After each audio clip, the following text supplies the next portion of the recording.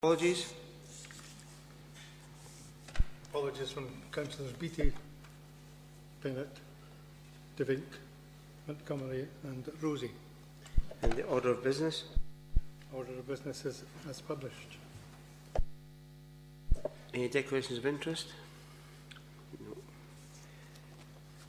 Move on to item 4, minutes of the meeting of the 21st of October for approval.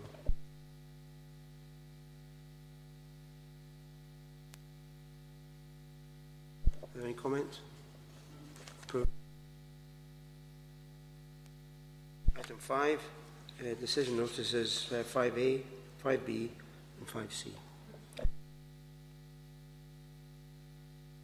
Which takes on to item 6. Notice of review request considered for the first time.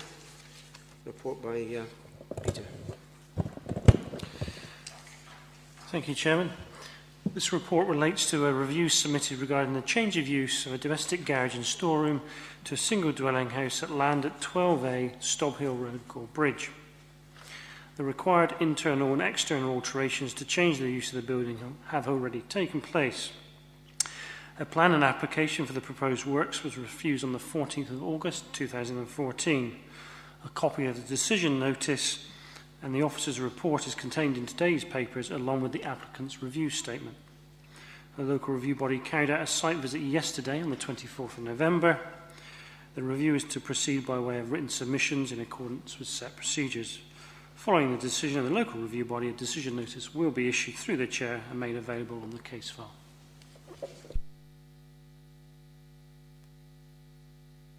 Does anybody want to speak? Derek? Yeah, Chair, thank you. Having read the paperwork and been on a site visit yesterday, on this occasion, I'm afraid I agree with the planners, and I would move that we uphold the decision from the planners to reject this.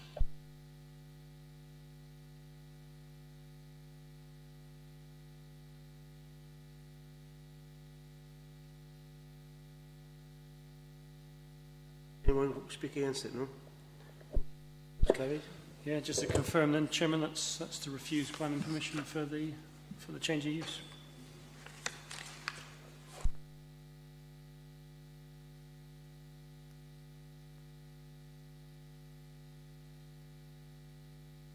That takes on to item 6B.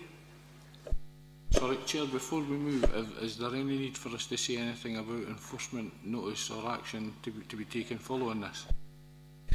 Yeah, sorry, Chair. The report makes reference to the fact that because the application is retrospective, there are some works that have already taken place. On the back of the local review body decision, we'll approach the applicant with not just regard the decision, but to advise that the unauthorised works would need to be reverted and the use as a dwelling house ceased. Hopefully we can agree a timetable with the applicants, but if that isn't forthcoming, then we would issue a formal enforcement notice to regularise the use and to change the works that have already taken place.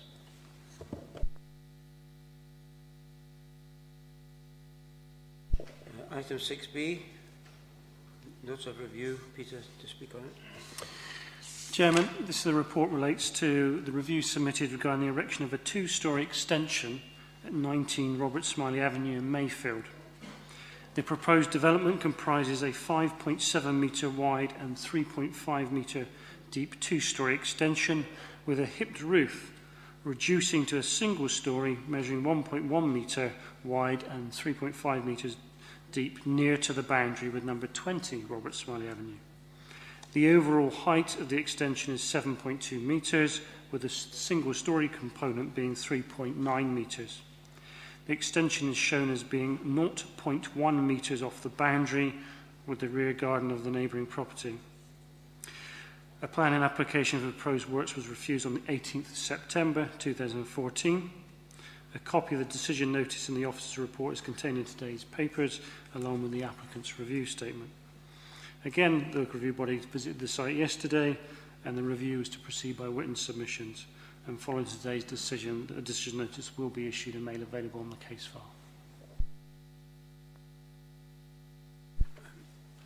Russell? Thanks, Chairman. I mean, I have to say that when we were out there and the planning manager had the board with him, and we looked at things. He got his measuring tape out, etc., etc. And I mean, the extension itself looks okay, but then bearing in mind that the house in a group of 3 is at the top of that hill, and there's a, you know, it means that not only is it's not as if it's done on a flat line. It just seems to me that although the extension looks fine by normal standards, when you've got added to it the incline, then the impact on not just the one house next door, but the other house, I think it's in the balance. I really do. And I mean, I know that, you know,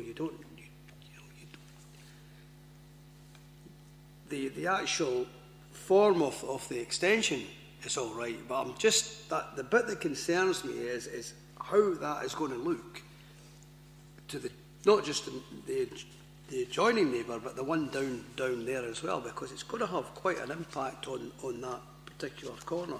But I'd just like, I know, I'm 6 2/3, I have to say, you know, in some ways I think the extension looks all right, and then, but looking at the impact, I have to say I'm just a bit concerned. But I'd like to hear from other colleagues that were on the visit yesterday and how they think, because as I say, I'm kind of trying to look both ways, which is unusual. Okay, Bob.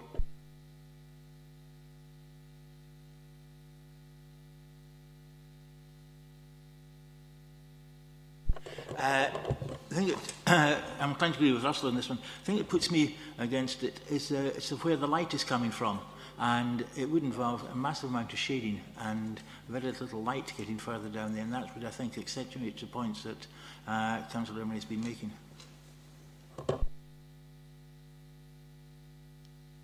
Yeah, Chairman. Again, well, I'm always sympathetic and would love to just say, yeah, get ahead with this. Because some people are struggling to sell houses and buy bigger ones and what they're needing. I'm going to say that I have to again agree with the conclusions that have been reached by the planning officers on this occasion. When you had a look at it, it's a very large extension. It's a very dominant extension on the house next door. The house next door lying at a slightly lower level. And also, if you take that giant step back and look overall, if another half a dozen people in that area came in with that size of extensions, you would have a sort of dominant effect a building with very little garden space all over there. So for that reason, I'll be supporting the officer's recommendation that was to refuse. Ian? Yeah, so it's more a question that I think, Peter, you mentioned yesterday that the neighbour hadn't formally objected, but had raised some concerns or comments. Can you give a bit more detail on that? Yes, Chairman. The neighbour did write to us to raise concerns about the overbearing impact. I think they were just carefully not using the word object because they didn't want to upset or fall out with the neighbour, but they've expressed their concerns to the council that the scale of it would impact on their enjoyment of their own property. It's partly because the way the houses are configured, when you step over the other side of the fence, it's their living room, so it's their primary window. It's not like it's their kitchen or a hallway there. It's their actual living room. So I think, to be perfectly honest with you, they've sort of objected, but just not used that word, and it's just delicate sort of politics with the neighbour, really.